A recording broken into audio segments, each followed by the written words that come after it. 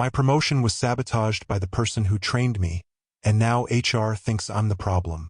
I work in the corporate offices of a major national retail chain based in Chicago. Been here for 5 years, started out in merchandising, worked my way up from assistant to junior analyst. I'm not flashy, I'm not loud, but I'm good at my job. I crunch numbers, find patterns, save the company money. And I thought naively maybe that was enough to move up in this place.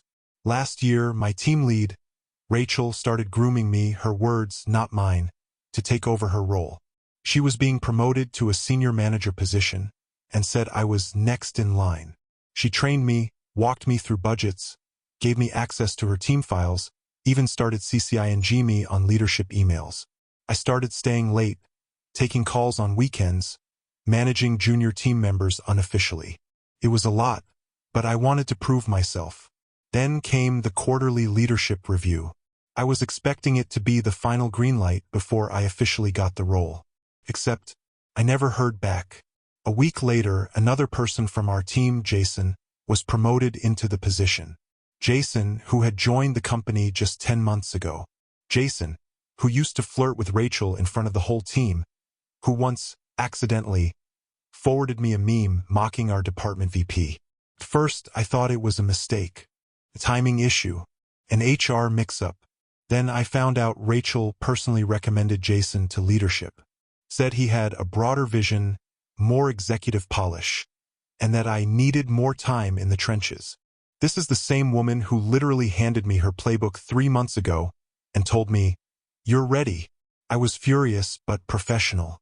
I didn't lash out. I requested a one-on-one with Rachel and asked respectfully what happened. Her response? Sometimes what you expect to happen isn't what's best for the team. I didn't want to throw you into something you weren't ready for. You're good. But Jason's just got that next-level thinking. You understand, right? No, I didn't. I kept my cool, but inside, something cracked. And here's where it gets worse. I vented about it. Once, in a private Slack DM to a close coworker who I thought I could trust.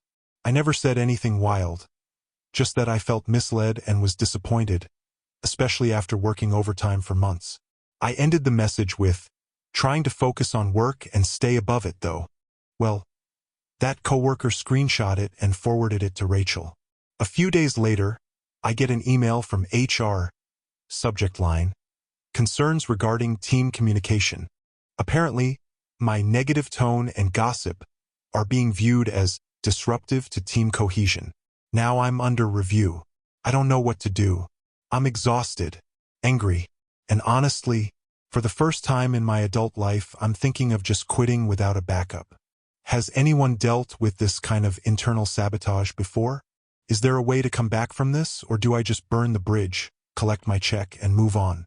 Because right now, it feels like this place chewed me up, used me for free labor, and handed the keys to the loudest guy in the room. Update 1. I kept receipts. HR didn't expect that. Hi Reddit. Wow, thanks for all the support, advice, and rage on my behalf after the original post. Reading through your comments made me realize I'm not crazy. I was gaslit by a system designed to reward charisma over competence. So here's what's happened since. After that lovely email from HR about my negative tone, I decided to play it smart. I didn't respond emotionally. Instead, I requested a formal meeting and asked for everything to be documented. That's when things got interesting. I brought receipts. See, I've always been the kind of person who overdocuments things. Meeting notes, project outlines, Slack messages, calendar invites, you name it. So when HR asked about my communication style, I calmly pulled out screenshots of Rachel praising my performance over the past few months, including one message that literally said, "You're running this team better than I ever did. You've earned this promotion." The timeline of projects I'd led while she was transitioning out, including performance metrics and budget improvements I'd driven directly. A shared folder where she'd uploaded her onboarding materials and labeled it, "For OP New Team Lead Prep." Their expressions shifted fast. What started as a light scolding turned into quiet note-taking and uncomfortable glances between the two HR reps. I ended the meeting by saying, I understand if you think I'm not a fit here anymore, but if we're talking about team disruption, I hope we're applying that lens evenly. Then I left. 2 days later, things blew up. Jason, the guy who got promoted, apparently made a huge error on a forecast that cost the company a lot of money. I'm not talking about rounding errors. I'm talking about a 6-figure inventory mistake that led to 2 major stores being overstocked with products no one wants, and understocked in Q2 seasonal items.